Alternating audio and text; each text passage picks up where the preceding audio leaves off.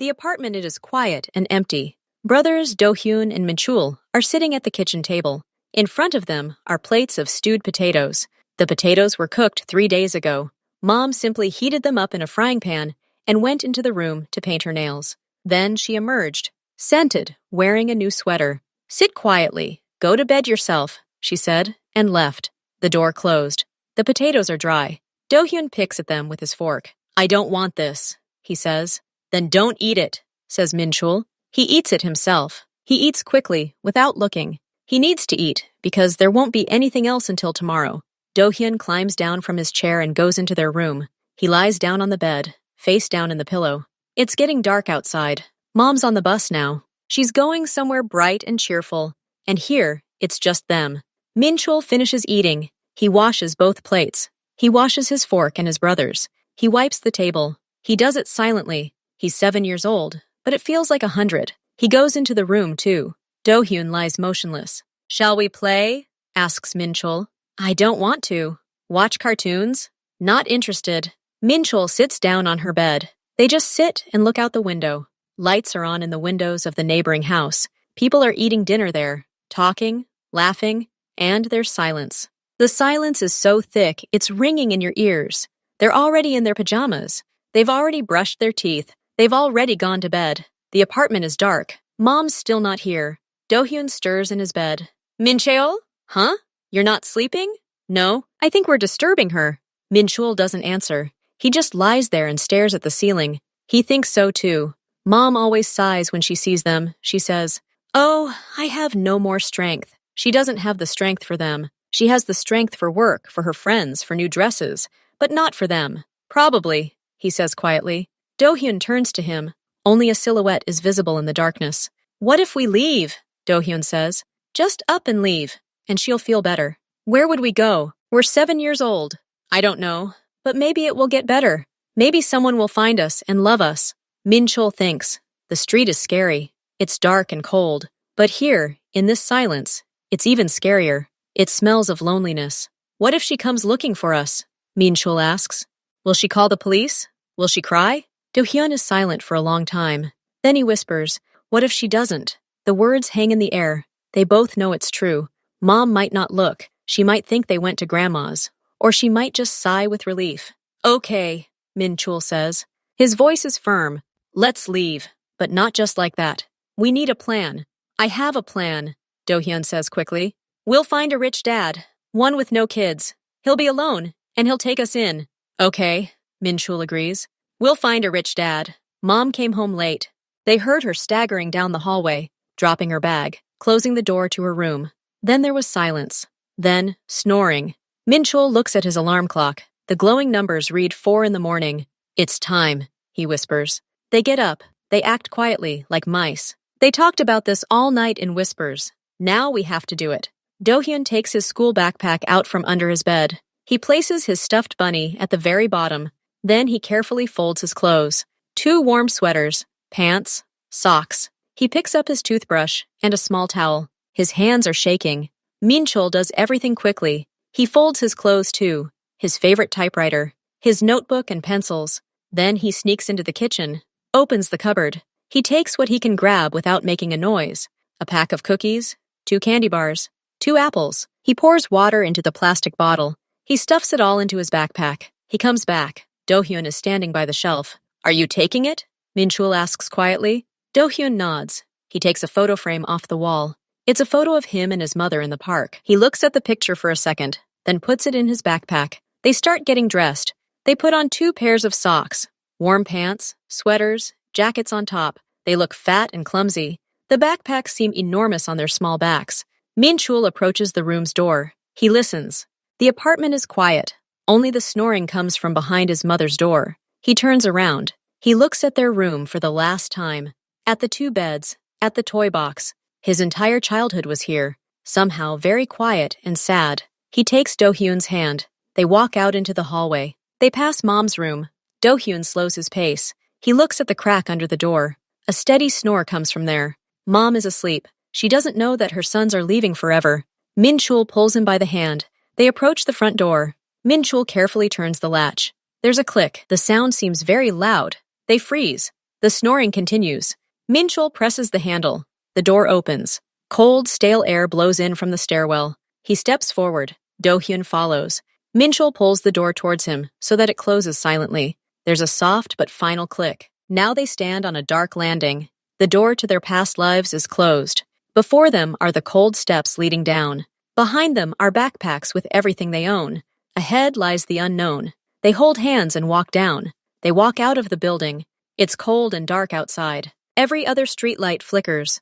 Do-hyun hunches his shoulders. "Where to now?" he asks. His voice trembles with cold and fear. Minchul looks around. Their neighborhood is asleep. He knows they can't stay here. One of the neighbors will see and call their mother. He squeezes his brother's hand tighter, back to the warm, albeit empty apartment.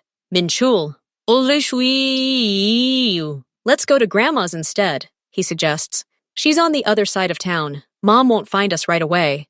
Minchul shakes his head. He's thinking, "Grandma will call Mom right away. She'll be scared. She's old. She won't understand. And then," he pauses, "what will we tell her? That Mom doesn't love us? Grandma won't believe us. She'll say we're making it up." Do-hyun is silent. He understands that his brother is right. Grandma always says, "Your mother is very tired. You have to understand her. She is on her mother's side." "Then what?" Do-hyun almost cries. "He'll want to believe us. He'll let us into his house, feed us. And then, when everything is settled, well, we'll explain everything to him, or we'll stay with him forever." Do-hyun listens. The idea seems scary and strange to him, but it also seems like a way out. Where are we going to find a dad like that? In a rich neighborhood, where there are big houses, Minchul says. He stands up. "Let's take the bus. The first one leaves just about this morning." They walk to the bus stop. There's almost no one on the streets. Only a street sweeper is sweeping the sidewalk. He looks at them in surprise. Two little boys with huge backpacks at such an early hour. Minchul looks away and walks faster. 20 minutes later, the bus arrives. They climb on. The conductor, sleepy, reaches out for money. To the last stop," says Minchul in his most adult voice. He counts out the money from the small piggy bank he brought with him. She hands them the tickets without even looking. They climb into the back seat. The bus starts moving. Do-hyun presses his forehead against the cold glass. He watches the familiar shops, the school, the park float by. Everything he knew. Everything is left behind. He wants to cry, but he clenches his teeth. Minchul is sitting next to him. Minchul isn't crying, so he won't either. The bus ride takes a long time. The neighborhoods outside the window change. Here's their old, run-down neighborhood. Here's a nicer neighborhood, with clean houses. And then completely different streets begin. Wide, with trees. Beyond the fences, you can see not just houses, but real mansions, with large windows and pointed roofs. "Here," whispers Minchul. He pulls the bus stop cord. They go out. The air here is different. Clean, smells of pine. It's very quiet. No cars, no people. Only the birds are chirping. They stand on the deserted street and look around. "Which house should I choose?" Do-hyun asks. "The biggest one," Minchul says without hesitation. "The richest dad should have the biggest house." They walk along high stone fences. Some have wrought iron gates, revealing gardens and fountains. Do-hyun feels as if they've entered another world, a world straight out of a movie. The largest fence appears ahead. It's made of dark stone, taller than Dad, and behind it is not just a house. It's a real palace, with columns on either side of the door, with perfectly trimmed bushes. Everything looks austere, cold, and very rich. They stop in front of black wrought iron gates. The gates are closed. Do-hyun looks at the house. His heart is pounding somewhere in his throat. "Minchul, let's not," he whispers pleadingly. "This isn't just a rich guy. This is some kind of king. He won't let us in. He'll call the police. If we turn around now, where will we go?" Minchul asks. His face is pale, but his lips are pressed into a thin line. "Back? To the cold potatoes? To the silence? We're already here. We have to try." He presses a small button on the gatepost. A soft ringing sounds somewhere inside. No one answers. Minchul looks at the camera above the gate. The red light on it is out. Perhaps it's been turned off. Then he starts shaking the gate. It's heavy and doesn't budge. But there's a small wicket gate nearby. It's small, almost invisible in the stone. Minchul pushes it. The gate gives way with a soft creak. It wasn't locked, Minchul says and steps inside. Do-hyun, closing his eyes, follows him. They walk along the clean path to the huge door. Up close, the house seems even bigger, even sterner. Do-hyun feels like a bug. He grabs his brother by the jacket. I'm scared. Me too, Mincheol admits honestly. But we're already inside. We have to knock. They stand before a massive dark wooden door. There's no bell nearby, just a heavy copper knocker in the shape of a lion's head. Mincheol raises his hand. His fingers are freezing. He slams the hammer on the door once. The sound is dull, heavy. It echoes through the quiet morning like a gunshot. Nothing happens. He knocks harder, once, twice. There is silence inside. Despair rises in their throats. All their courage, their entire plan, it all falls apart. They stand at a stranger's door, and no one opens. Then Mincheol clenches his fists and starts pounding on the door. He pounds with all his might. Hey! He shouts. His childish voice breaks. Hey! Open up! Do-hyun, seeing this, also loses the last of his fear. Only fatigue, cold, and a burning desire for someone to let them in remain. He joins his brother. He slams his palms against the hardwood and screams. He screams what they had imagined. But now there is real pain and hope in this scream. Daddy! Do-hyun screams, tears finally streaming down his cheeks. Daddy, open the door! It's us! Your sons! Mincheol shouts, continuing to knock. Let us in, Daddy! Please! We can't take it anymore! They shout and knock until their hands ache and their voices become hoarse. They almost don't believe the door will open. And then a miracle happens. Somewhere inside, a lock clicks. Slowly, with a heavy grinding sound, the door begins to slide aside. Kim Chang-min sits in his office. The morning has just begun. The vast house is quiet. He's wrapped in a soft, dark robe, holding a large cup of cocoa. He sips slowly, looking out the window at his garden. He has no important meetings today, just peace and quiet. A rare luxury. He hears a distant knock, dull, insistent. He winces. Who could it be at such an early hour? No one had warned him of a visit. His men at the gate hadn't reported him either. The knocking repeats, and suddenly voices mingle with it. Children's voices, shouting something unintelligible. Chang-min puts his cup down. He goes to the house control panel. He presses the button for the external cameras. The screen shows an empty path to the gate. The camera at the front door only shows part of the steps. Someone is too close, right under the lens. Children? At that moment, Mrs. Kim, his housekeeper, comes running into the office. Her usually impassive face is filled with extreme concern. Chang-min sassy, she says, slightly out of breath. There are children at the door, 2 boys, little ones, with backpacks. Children? He asks, not understanding. Yes, they're knocking and shouting. They're shouting, Daddy! They're asking you to open the door. Chang-min looks at her, trying to process this information. Children, at his door, calling for their dad. This is some kind of stupid mistake, or a provocation. The thought of a trap flashes through his head like lightning. Are they alone? No one else? I watched from the second floor. There's no one on the property, just the 2 of them at the front door. You can hear despair and fatigue in it. And these screams, they creep into your head, preventing you from thinking. Chang-min throws his robe over the back of a chair. He's wearing dark sweatpants and a simple t-shirt. He wouldn't want to be seen like this, but now is not the time. He walks down the long marble hallway to the front door. Ms. Kim follows him, muttering something under her breath about safety. He stops at the door. The knock reverberates right into his chest. He hears a voice, thin and broken. Daddy, let me go, please. Something inside him clenches. This doesn't sound like a game. There's real pain in that voice. He takes a deep breath, grabs the heavy latch, and turns it. Then he pulls the massive door toward him. The cold morning air hits his face, and he sees them. 2 boys stand on the steps, directly in front of him. They seem tiny against the backdrop of the enormous portal. Both wear hats pulled down to their ears and thick, baggy jackets. Over their backs are enormous backpacks, almost as large. Their faces are pale, their cheeks flushed from the cold and, presumably, from screaming. Their eyes are wide open, full of fear, hope, and a complete readiness to defend themselves.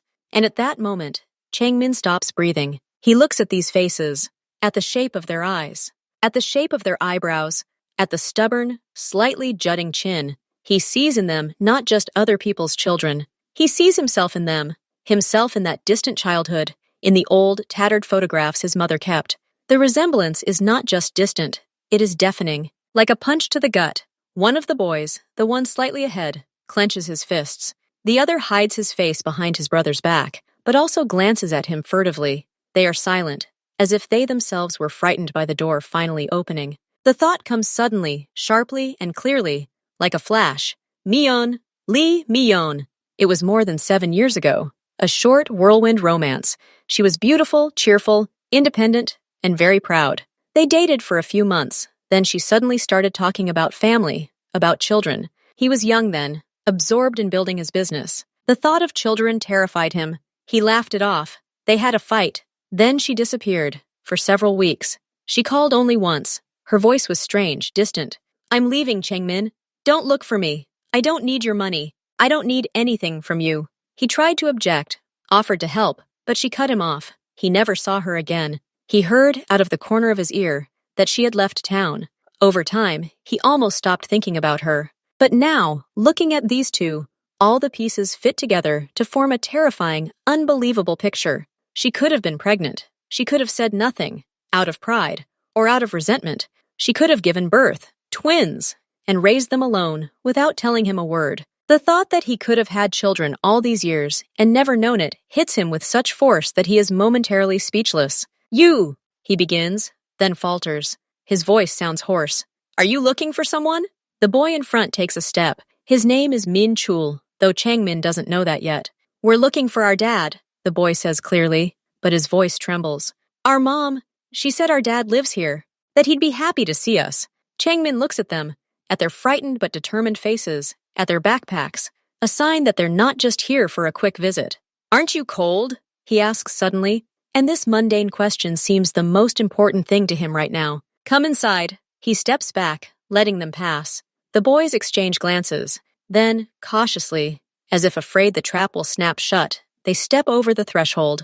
Mrs. Kim stands still, her eyes wide with amazement. Changmin leads them not into the formal living room, but into a small, cozy room next to the kitchen, where a fireplace is burning. It smells of wood and warmth. "Sit down. Take off your jackets," he says. The boys obey silently. They struggle to pull off their backpacks and lower them to the floor. Without these enormous burdens, they seem even smaller and more fragile. Changmin looks at Ms. Kim. "Please bring them some warm milk, and maybe some cookies." She nods and quickly leaves. He sits down in the chair opposite them. They are sitting on the couch, huddled close to each other. Having drunk milk, they seem a little calmer. "What is your name?" asks Changmin. "I'm Min Cheol," says the bold one. "And this is my brother Do-hyun." Do-hyun only nods, clutching the cup of milk to his chest. "And your mother? Lee Mi-yeon?" The boys flinch at the name. They exchange glances. "Yes," says Min Cheol. She told us everything, recently. She told us who our dad is, and where he lives." Changmin felt his head spin. He knew Mi-yeon's pride. It was hard to believe she'd just sent the children to him. Why didn't she come herself? Why did she send you alone? Min Cheol lowered his eyes. He was telling a memorized story, but his voice tinged with genuine, unchildish bitterness. She didn't want us anymore. She yelled all the time, said we were a burden, that we were ruining her life. Yesterday she said, "Enough! Go to your father. I'm fed up." We packed our things and left. Do-hyun begins to sob quietly. He's not acting. The memories of his mother's indifference, the cold in their old apartment, all of it is real. His tears are real. Changmin watches these tears. He sees Do-hyun clinging to his brother, seeking protection. He sees Min Cheol, barely able to contain his own trembling, hugging his brother's shoulders. This image burns into his mind like a hot nail. Logic screams at him to check. He needs to call Mi-yeon. He needs to take a test. He needs to find out if this situation is a setup by his enemies.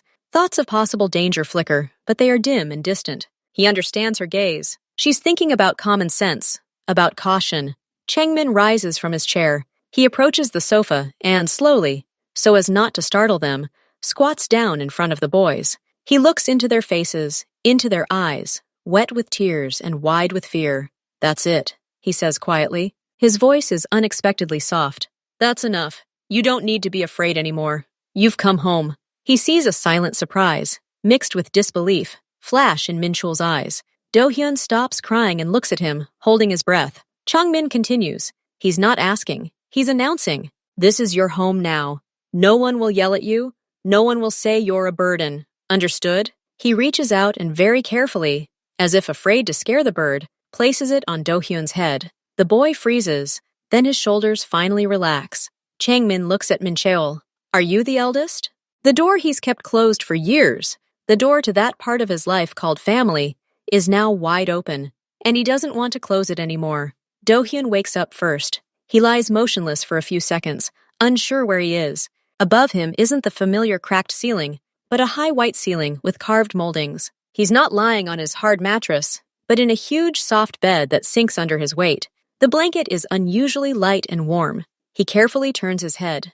Next to him, in an equally large bed, sleeps Min-chul. The room is huge and bright. Sunlight streams through the tall window. 2 new tables and 2 chairs stand against the wall. A soft carpet lies on the floor. Everything smells clean and new. Do-hyun sits up. He sees their backpacks neatly stacked against the wall. His bunny is sitting on the pillow next to him. So this isn't a dream. There's a soft knock on the door. "Your bathroom is over there." She points to the other door in the room and walks out. Do-hyun looks at Min-chul. He opens his eyes too.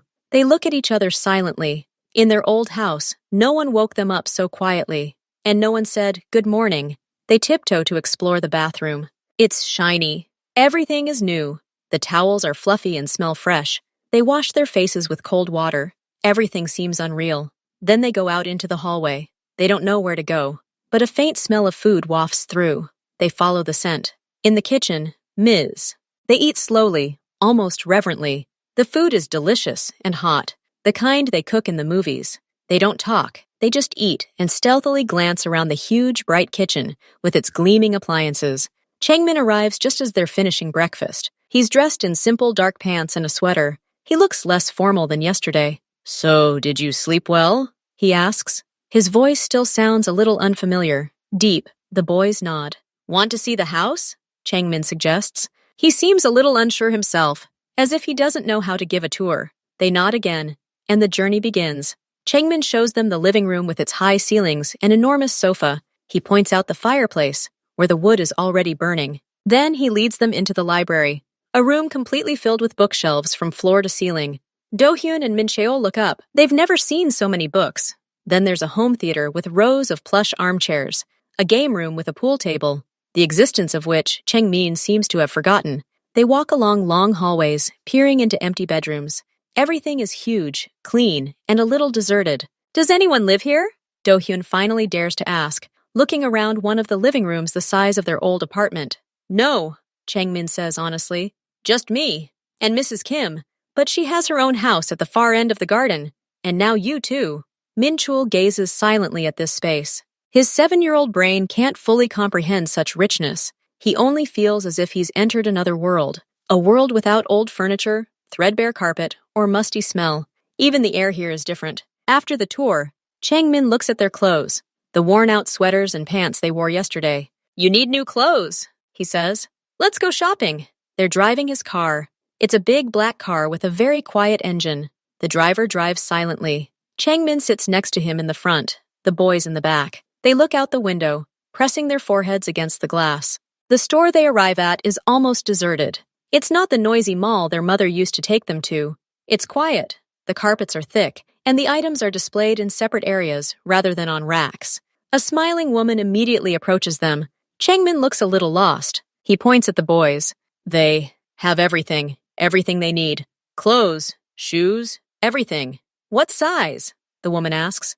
Changmin freezes. He doesn't know. He looks at the boys with a slight panic. Min-chul, seeing this, says, "We'll have a size 7 or 8, please." The woman smiles and starts bringing things. Pants, shirts, sweaters, pajamas, jackets. She offers them to choose what they like. Do-hyun and Min-cheol point timidly at first. Then, seeing that Changmin only nods and says, "Take it," they become bolder. They choose warm sweaters, comfortable pants, pajamas with cars and dinosaurs. Changmin watches this process. He doesn't say, "That's expensive," or "That's impractical." He simply stands and watches as they fill the baskets. Then there's the fitting. The boys emerge from the changing rooms in new clothes. They look different, clean, neat, like children from a good family. Changmin looks at them, and something in his chest tightens strangely. This isn't just buying things. It's an act of caring. For the first time in his life, he's buying clothes for children. For his children. The thought still stuns him. "Does everything fit?" he asks, his voice softer. "Yes," says Min-chul, smoothing the fabric of the new jacket with his palm. "It's warm and very beautiful." "Then we'll take everything," Changmin says to the saleswoman. He pays with his card, not even looking at the total. The bags containing their new life are carried to the car. On the way back, Changmin is silent. He looks out the window, but sees not the street, but their faces in new clothes. For the first time in many years, he feels not the weight of responsibility, but its strange, warm value. He feels like a father, and this feeling doesn't frighten him. It fills the silence inside him. When they return, a man is already waiting for them at the gate. He is slim, dressed in a perfectly tailored suit. His face is expressionless, but his eyes scan the boys as they emerge from the car with new bags. It is Park Ki-jung, Changmin's right-hand man. Changmin, seeing him, quietly says something to Mrs. Kim, and she takes the boys into the house to unpack the groceries. He remains with Ki-jung in the study. The door closes. Ki-jung asks immediately, without preamble. His voice is even, but there is steel in it. "My sons!" Changmin answers just as bluntly, sitting down at the table. Silence falls in the office. Ki-jung doesn't move. "You're... what?" "Changmin, you don't have sons." "It turns out you do. Their names are Do-hyun and Min-cheol. They are 7 years old." "Where did they come from last night?" Ki-jung takes a step forward. "I checked the security footage. They came on their own, from the street. Are you saying that you had sons for 7 years and didn't know?" "Their mother, El and Mion. She didn't tell me anything. And yesterday, she apparently decided to get rid of them. She sent them to me." Ki-jung closes his eyes for a second, as if in pain. "And you believed that story? You didn't even check?" "Changmin, this is insane. It could be anything. A trap, blackmail, a setup by competitors. They could have picked up kids who look like you. You let 2 strangers into the house." Changmin looks at him calmly, too calmly. "They look like me, Ki-jung. Very similar. Similarity doesn't prove anything." The assistant's voice rises half a tone for the first time. "We need tests. We need to find this woman, Mi-yeon. We need to check everything. In the meantime, we can't leave them here. It's a huge risk for you, for the case." "It can wait," Changmin snaps. "And their children. They're not guilty of anything. They're scared. They'll stay here. Safe." Ki-jung looks at him as if he were a man who had suddenly fallen gravely ill. "You're not thinking with your head. You're acting on your emotions. That's not right. That's the difference between us," Changmin says, and there's that same steel in his voice that makes Ki-jung wary. "I've made my decision. They are my sons. I will protect them. From everyone, including from your suspicions. Understood? This isn't a request. It's an order." Ki-jung freezes. He knows that tone. There's no point arguing. "Understood," he finally says. "What should I do?" "Find El and Miyeon, quietly, without attracting attention. Find out everything about her for the last 7 years. About the children. But she shouldn't know about it. And no one else should know. Especially anyone who might be interested. In the meantime, the children live here." "Yes." "And no outsiders should know of their existence. Increase security around the perimeter. Discreetly." Ki-jung nods. The business part of his mind is already kicking in, making plans. "Okay, I'll arrange everything. But, Changmin," he pauses, "be careful. The heart is a poor guide in our affairs." Changmin doesn't answer. He's already looking out the window, toward the house, where the 2 boys are unpacking their new things. His decision is made, and no amount of rational argument will change it. Changmin stands in the middle of the playroom, feeling awkward. He's holding 2 game consoles. He looks at the boys sitting on the soft carpet, watching him with interest. "Do you play video games?" he asks hesitantly. Min-cheol nods. Do-hyun adds, "Tolek had a console in his yard. We played sometimes." Changmin plugs the game consoles into the large TV. He himself hasn't played since he was a child. They choose a flashy racing game.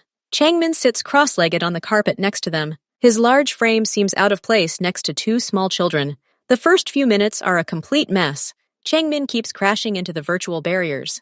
Do-hyun giggles quietly. Min-cheol tries to remain serious, but the corners of his lips twitch too. Min-cheol finally can't take it anymore. The word date slips out of him without meaning to. Everyone freezes for a second. Changmin looks at him, then nods slowly. "Got it, I'll try." He tries. It goes a little better. Then Do-hyun loses, and happily gives up his place to Changmin. Now it's Changmin and Min-cheol. They compete. Changmin suddenly gets excited. He frowns in concentration, leaning his body into turns, as if it helps the car. Min-cheol ultimately wins. He lets out a quiet cry of victory, and then falls silent, embarrassed. But Changmin isn't angry. He chuckles and says, "Good job. I'll catch you next time." Then they build a fort out of giant soft blocks. Changmin helps lift the heavy block up. The structure is lopsided and comical. The 3 of them sit inside this rickety fort, and Changmin tells them some ridiculous story about a dragon who was afraid of the dark. He tells it awkwardly, stumbling over it. But the boys listen, gaping. No one had ever built a fort with them or told them stories like this. It all seems awkward and childish, but the room is warm, and all three are genuinely happy at this moment. A couple of days later, they're having breakfast in the kitchen. Changmin is joking, his expression relaxed. Suddenly, his special phone vibrates quietly but insistently in his pants pocket, the one he uses only for work. Changmin's face changes instantly. All the softness falls away like a mask. His gaze becomes sharp, focused, cold. The corners of his lips turn down. He nods apologetically, stands, and walks out of the kitchen, holding the phone to his ear. His voice from behind the door comes through, muffled and abrupt. Just a few phrases. When? Where? Figure it out. I'm waiting for a report. Do-hyun and Min-cheol stop chewing. They exchange glances. They know that tone. It's what their mother sometimes said when she was really angry. But there was something more to Changmin's voice. Not anger, but something dangerous and icy, as if a completely different person had entered the room. When Changmin returns, he tries to smile again, but it's forced. The shadow hasn't completely left his face. The boys are silent. They finish their breakfast to the soft tap of his fingers on the table. He's thinking hard about something. This call is the first crack in the perfect picture of their new life. The first hint that their new dad has another life. A very grown-up one, and, it seems, a very dark one. That night, Do-hyun woke up to a scream. His own scream. He dreamed of his mother. She didn't just leave. She turned to him, her face twisted with anger. She said, "I always knew I didn't need you. And your new dad will kick you out too. No one needs you." He sits up in bed, shaking. Tears stream down his cheeks. He tries to hold back his sobs, but he can't. The silence of the enormous house weighs on him. The door to their bedroom quietly opens. Changmin's silhouette appears in the threshold. He's wearing dark pajamas, his hair disheveled. "Do-hyun?" he calls softly. "Are you crying?" Do-hyun can't answer. He only nods in the darkness, shivering. Changmin comes over and sits on the edge of his bed. "A nightmare?" Do-hyun nods again. "About Mom?" "Yes," Do-hyun breathes out. Changmin doesn't ask for details. He doesn't say, "It's just a dream." He just sits next to him. Then he gently places his large hand on his back. "It's okay. I'm here. No one will kick you out. Ever." His voice is low, calm, like a warm blanket. He begins to slowly, rhythmically pat Do-hyun's back. A minute passes, then another. Do-hyun's trembling gradually subsides. His breathing evens out. But he's afraid that if Changmin leaves, the nightmare will return. "Can you sit for a bit?" he whispers. "Of course," Changmin says. He leans against the headboard, keeping his hand on his arm. Only then does he very carefully rise, adjust the blanket, and tiptoe away. For the first time in years, he feels like his presence can be a protection, not a threat. A week passes. Life settles into a new routine. The boys get used to the big house, to Mrs. Kim, to the delicious food. And they get used to Changmin. At first, they called him Mr. Kim, or simply didn't call him anything. Then, after the games, the occasional dad slipped out. Now it's heard more and more often. "Dad, can I have some juice?" "Dad, look what I drew." "Dad, are we going to the park today?" At first, Changmin winced every time he heard the word addressed to himself. Then he simply nodded. Now he responds to it naturally. His stern face softens when Do-hyun runs toward him with a new drawing, or when Min-cheol, with the seriousness of an adult, tells him about something he read in a book. He is their daddy, for the world, for them, and most surprisingly, for himself. One evening, Changmin reads them a book before bed. He sits on the rug between their beds, his voice leisurely reciting stories about pirates. Do-hyun watches his profile, illuminated by the soft lamplight. He watches him painstakingly create the different voices for the characters. It's funny, but he's really diligent. Min-cheol lies with the blanket pulled up to his chin, staring at the ceiling. He's not listening to a story. He's listening to that voice. Warm, patient, the voice of the man who could kick them out, but instead buys them clothes, plays games, and sits next to them when they have bad dreams. In Min-cheol's chest, this feeling is shame. Real burning shame. "He's a good man. He trusts us." They whisper for a long time in the darkness. Fear wars with conscience. But the images of the last few days, breakfast, games, a hand on the back when it's scary, outweigh. They decide. Tomorrow. They confess everything. The whole next day they feel downcast. Kim has already gone to her room. They stand in the doorway of Changmin's office. He's writing something at his desk. "Dad?" Minchul says quietly. Changmin looks up. He sees their serious, frightened faces. Did something happen? Come in. They come in and stand in front of his desk, shifting from foot to foot. We have a confession, Minchul begins. His voice trembles. We lied to you. Changmin puts his pen down. He doesn't say anything, just looks at them. His gaze is heavy. Do-hyun can't take it anymore and starts talking, the words escaping in a jumbled stream. Mom didn't send us to you. She didn't tell us where you lived. We left on our own. We were lonely. She ignored us. We ate old food. We decided to run away and find a rich dad. We saw your big house and made up a story. Minchul, seeing his brother overcome with emotion, picks up the conversation more clearly. We didn't know who you were. We were just looking for a big house. We thought a rich, lonely man who needed a family would trust us and let us in. We lied about Mom. She's not that angry. She just doesn't care. She probably wouldn't have even noticed we were gone right away. We deceived you. We're very much to blame. They fall silent, heads bowed, prepared for anger, for shouting, for being kicked back out into the cold. The silence in the office becomes deafening. Changmin sits completely still. He's not looking at them, but somewhere in front of him, his face is a stone mask. Everything inside him is turning over. The first feeling is a sharp burning sting of deception. He's been tricked. 2 7-year-olds, Kim Changmin. They've played on his emotions, on his hope, on his desire to believe in this miracle. The logical part of his brain, so diligently silenced by his heart, now screams, I told you so! But almost immediately, a wave of something else rises above this feeling. He listens to their confession again in his head. Not that made-up story about an evil mother, but the real thing. We were lonely. We ate old food. She wouldn't have noticed. There's no lie in those words. There's despair there. Such deep despair that 2 little boys would choose to go into the unknown, to a stranger, rather than stay in their home. He looks at their lowered heads, at their trembling clasped fingers. They don't look like triumphant heroes or clever con artists. They look like 2 cornered animals waiting to strike. His anger melts, dissolving into something infinitely more powerful, pity. Yes, they deceived him, but they did it not out of malice, but because they were in unbearable pain. They sought salvation, and they found it here, with him. Changmin slowly gets up from the table. He walks around it and stops in front of them. The boys shudder, expecting the worst. He doesn't shout. He drops to one knee to be level with them. First, he places his hand on Minchul's shoulder, then on Do-hyun's. Raise your heads, he says quietly. They struggle to look up at him, their eyes full of tears and fear. Changmin says, and they freeze, not realizing that they told the truth. That was very brave. You're not kicking us out? Do-hyun asks in a whisper.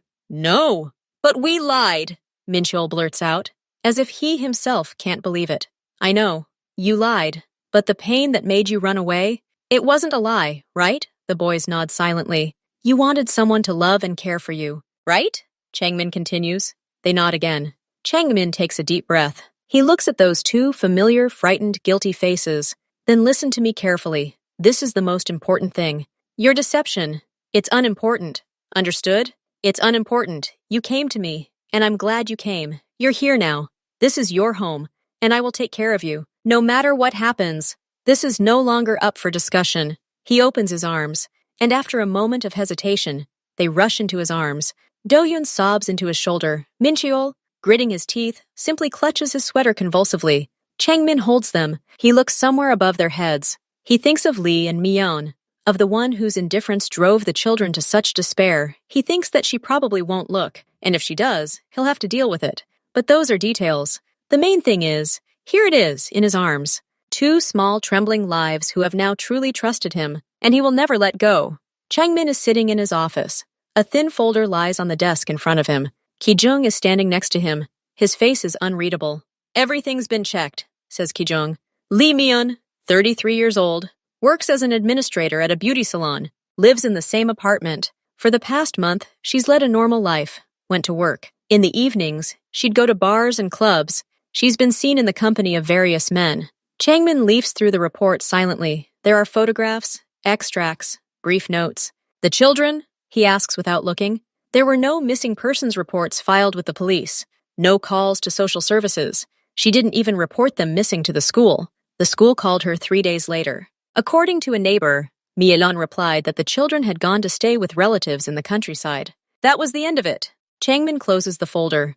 There's no surprise in his eyes, only a cold, heavy understanding. The boy's assumption had been true. Their mother really hadn't been looking for them. They were so unimportant to her that their disappearance hadn't even raised a formal alarm.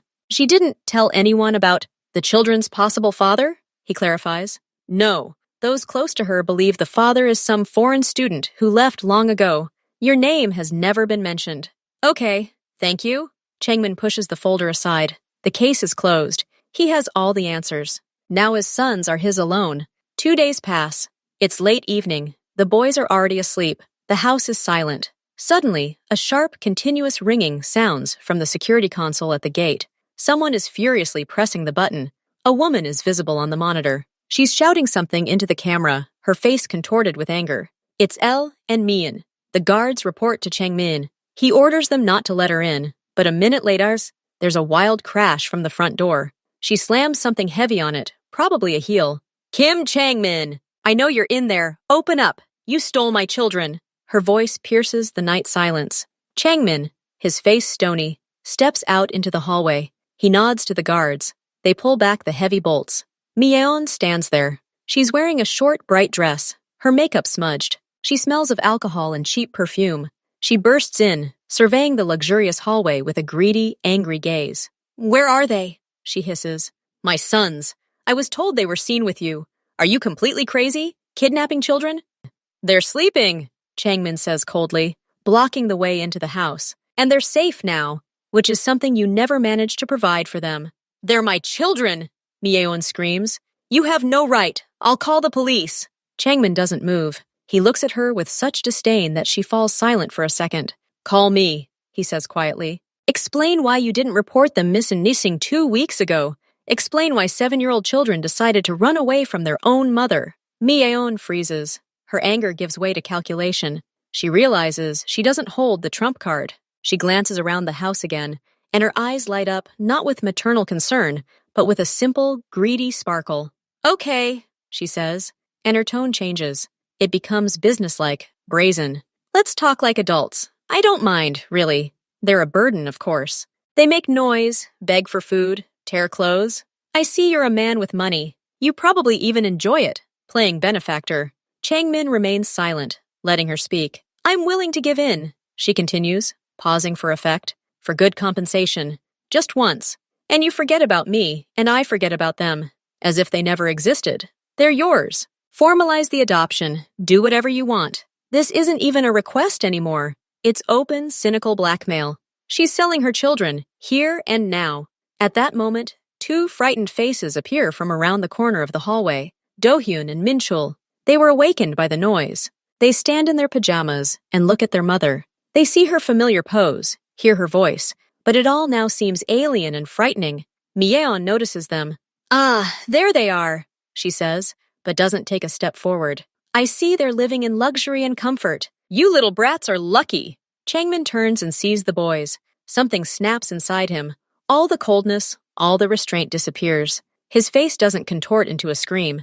On the contrary, it becomes completely smooth, his eyes dark and empty, like 2 blocks of ice. But such a wave of danger begins to emanate from him that even Myeon involuntarily takes a step back. He slowly turns back to her. His voice is quieter, but each word falls like a steel nail. You, he pauses, will never speak to them again. You will never look their way. You no longer exist for them. Do you understand? It's not a threat. It's a statement of fact. There's such an inhuman, restrained fury in his voice that Myeon turns pale. She's seen a lot, but never this. The boys look at Changmin. They see his back, tense as a bowstring. They see his fists clenched. This isn't the dad who plays video games with them. This is something ancient and scary. But they're not afraid of him, because all this rage, all this power isn't directed at them. She stands like a wall between them and the woman at the door. He protects them, like no one has ever protected them. Changmin keeps his icy gaze fixed on Myeon. Kijeon, he says without turning around. The assistant, who had been silently watching from the shadows this whole time, steps forward. His face is a mask of professional politeness. Ms. L, he says, I think we should discuss the details in a more appropriate place. Please come along. He gestures to a small meeting room next to the office. Myeon, having recovered from her shock, lifts her chin again. Let's discuss it. Then let's discuss it. Changmin doesn't go with them. He turns to the boys and his face changes. The icy mask melts, leaving only a stern look of weariness and concern. "It's okay," he says quietly. "Go to bed. No one will bother you. Ms. Kim, please see them out." The housekeeper, standing to the side, gently leads the shocked boys upstairs. Changmin enters the office but leaves the door open. He hears voices coming from the next room. Kijong's voice is even, emotionless. "Your demands are naive.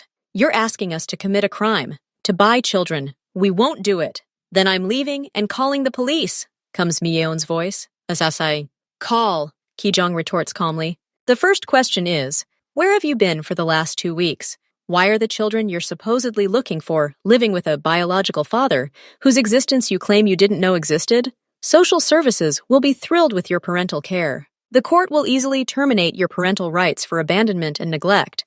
You won't get a cent. You'll only get problems." There's a pause. Changmin hears Myeon nervously light a cigarette. "What do you want?" Her voice is no longer as confident as before. "We want to solve the problem," Kijong says. "Once and for all." Changmin stands up and walks into the room. Myeon flinches. He sits down across from her and leans back in his chair. "I'll make you one offer," he says. "Just one.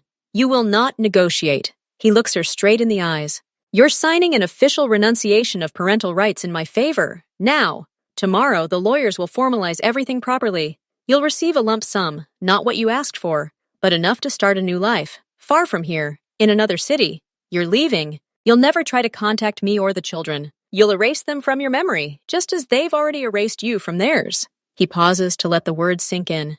"If you ever break this agreement, if your shadow of an E comes close to my family for a moment." He doesn't finish the sentence. He doesn't need to. It's all clear. Myeon looks at him, then at Kijong, who's laying out the preliminary waivers on the table. She's thinking, not about the children. She's mentally calculating the amount he'll probably give, thinking of a new city, a new life without the burden she never wanted. Her face slowly breaks into a smile, a greedy, grateful smile. "Will the money be here today?" she clarifies. "After the signing," Kijong nods. "Then," she exhales smoke. "I agree. They've always been a burden to me. Take them with God." Changmin stands up. He doesn't even look at her with disdain now. She's just a nobody. He leaves the room. He hears Kijong dictating the terms to her and takes out a pen. He goes upstairs, stands at the door to the nursery. He hears their ragged breathing. They are not sleeping. He enters quietly. 2 pairs of eyes stare at him from the darkness. "It's over," he says in simple, clear words. "She's leaving. Forever. She'll never bother you again. She didn't want to take us," Do-hyun whispers. "No," Changmin answers honestly, "but it's her loss. Her great loss. Because you are the best thing that could have happened to me. Sleep. Tomorrow our life begins." The real one. He waits until their breathing becomes even. Then he leaves. Downstairs in the hallway, Kijong silently hands him the signed paper. Myeon is gone. It's over. The problem is gone. Only family remains. The next morning, the house is unusually quiet. Mrs. Kim is preparing breakfast, but her expression is preoccupied. Changmin has been in his office since early morning, talking to lawyers on the phone. His voice through the door is quiet but serious. Fragments of phrases can be heard. Paperwork, waiver of rights, court, adoption. Do-hyun and Min-cheol sat in the kitchen, silently picking at their porridge with spoons.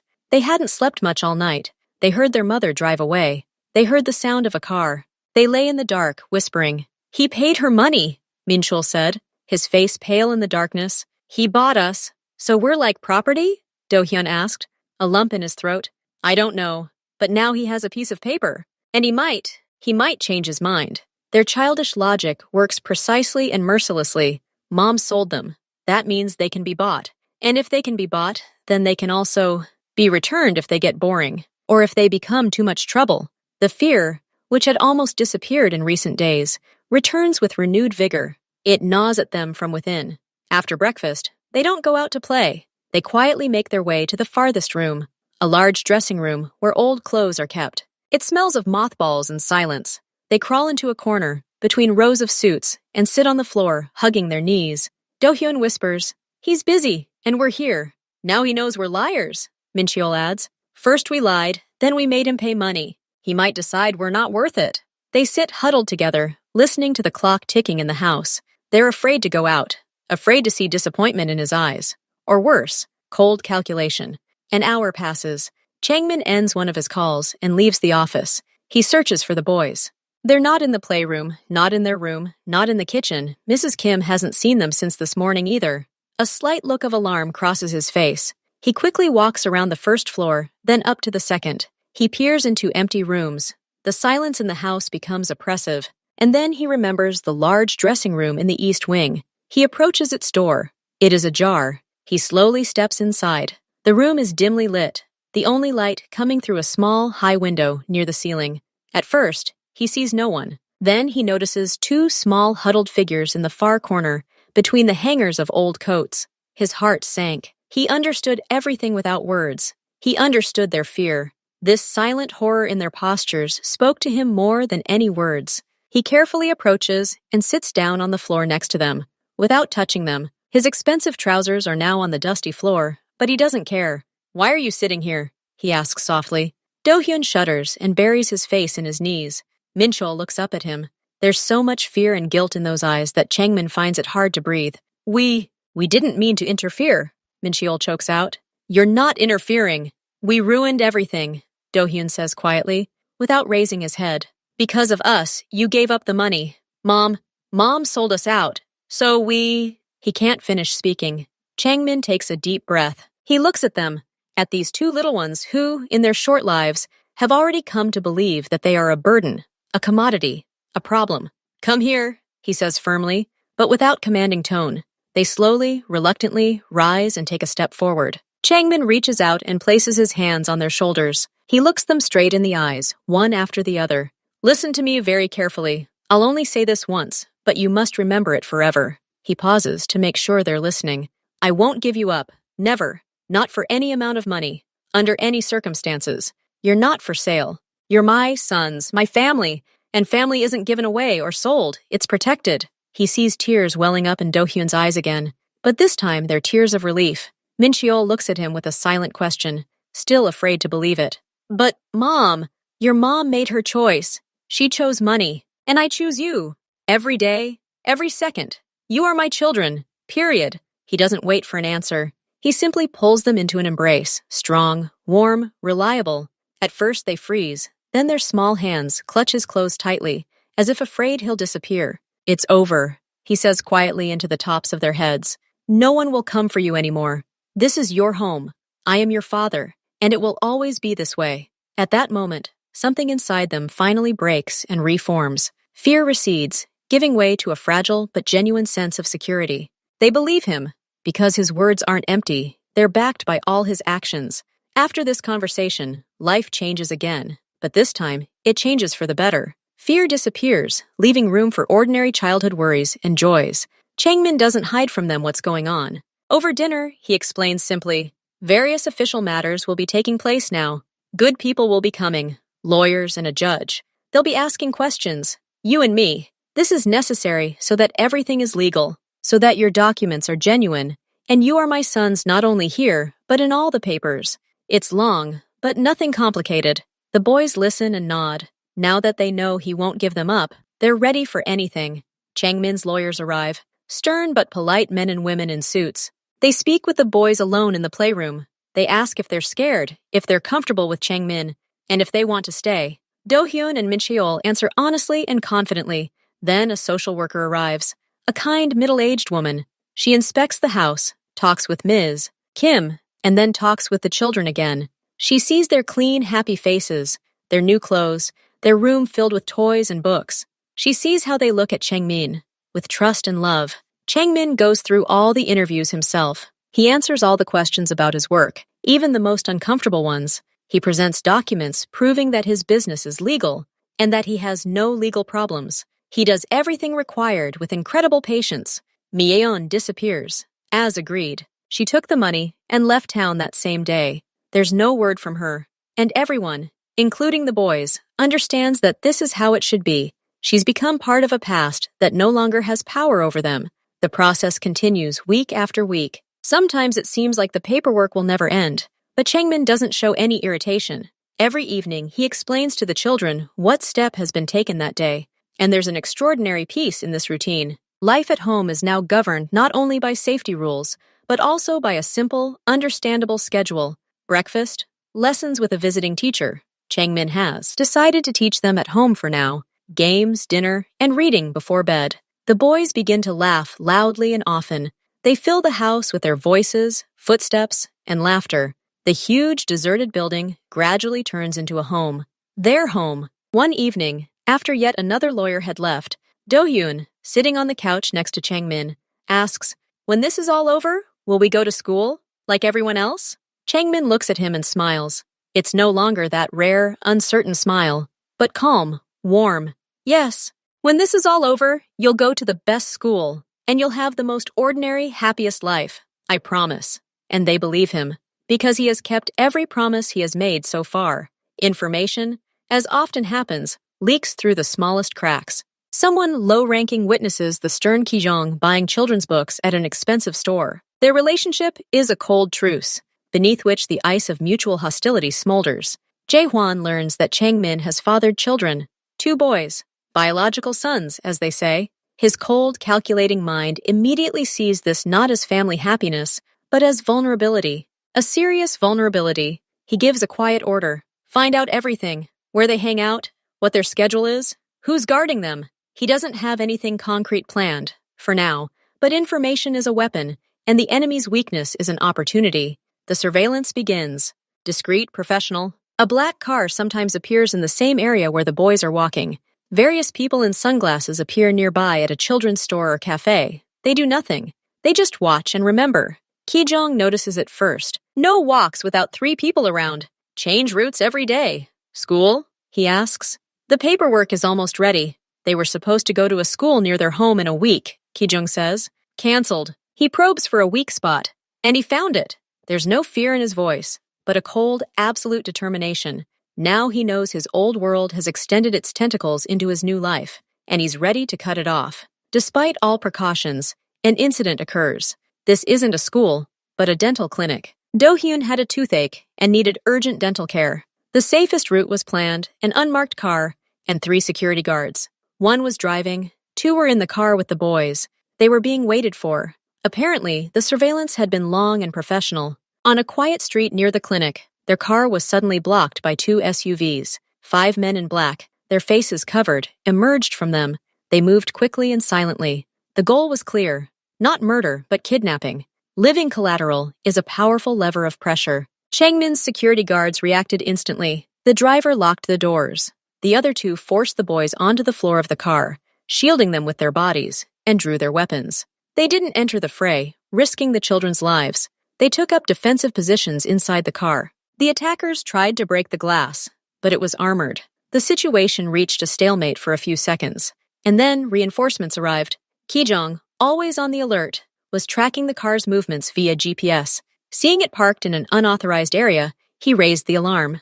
2 more security vehicles, following at a distance, rushed in from either side, cutting off the attackers' escape route. Seeing the operation had failed and the numerical superiority was now on their side, the men in black retreated with lightning speed, jumped into their cars, and took off. Changmin's guards didn't pursue them. Their primary objective had been accomplished. The boys were safe. It all took less than 3 minutes. Do-hyun and Min-cheol, pale as chalk, sat on the floor of the car, hugging each other. They saw everything and understood everything. They understood that they were being hunted, like an object. They were scared, but they didn't cry. They saw how their guards, these usually silent men, unhesitatingly stood between them and danger.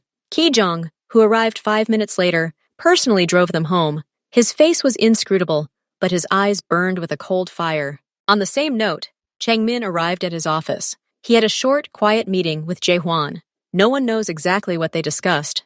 They say Changmin entered his rival's office unguarded and emerged 10 minutes later. After this meeting, all signs of surveillance on his home and family disappeared forever. After the incident, a tense silence descends on the house. But it's not the silence of fear. It's the silence of deep contemplation. Changmin sits alone in his office. In front of him aren't papers, but a photograph Do-hyun drew that day. It depicts a large house, 3 figures, 1 large, 2 small, and a bright yellow sun. The caption reads, "My family." He looks at this drawing and sees something more than a child's drawing. He sees a fragile, utterly defenseless world that now depends on him. A world that his old life, with its shadowy rules and constant threats, could crush at any moment. He thinks about what happened. His enemies have found his weakness, and they will find it again and again. As long as he remains in this world, his sons will always be in his sights. Even if he destroys all his current enemies, new ones will appear. It's an endless cycle, and he makes a decision, not an impulsive one, but a balanced and final one. He calls Kijong. Everything connected with the old methods, with all the shady schemes, he says, we're phasing it out, gradually, without any sudden movements, but irreversibly. Kijong looks at him, understanding everything without words. Are you sure? It will take years. We'll lose a lot of money and influence. I don't need influence that puts my children at risk, Changmin answers calmly. We'll make money in other ways, legal ones, investments, transport, maybe even that project of yours with the logistics centers. I want our name to be associated only with honest business in 5 years, so that I want my sons to have a future I won't be ashamed of. I want them to be able to walk down the street without having to look over their shoulders. Kijong nods slowly. He sees in his boss's eyes the same unwavering determination that once allowed them to build their empire. Now that determination is aimed at destroying it, or more accurately, transforming it into something else. Okay, Kijong says, I'll make a plan. Thus begins a new, most difficult and important mission in Changmin's life. A slow, careful process of bringing the entire business into the legal realm. He sells some assets, legalizes others, and closes others. It's a huge, painstaking undertaking. Sometimes he has to make painful concessions and lose old partners who are unwilling to change. But every evening, when he returns home, he hears ringing laughter in the hallways. He sees Do-yoon trying to tell him something halting and rushed about a new lesson. He feels Min-cheol sitting next to him, serious and silent, simply to be near. He looks at the front door of his house, the same door that 2 frightened boys with backpacks once knocked on. Now this door is more than just an entrance. It's a symbol. It's open. Open to their laughter, their running, their future. And his heart, which for so many years was a fortress with locked gates, is now open too. Wide open. The door of his home and his heart is forever open to them, to Do-hyun and Min-cheol, to his sons. And he knows that this is the only treasure that has true value, and he will protect it to the end.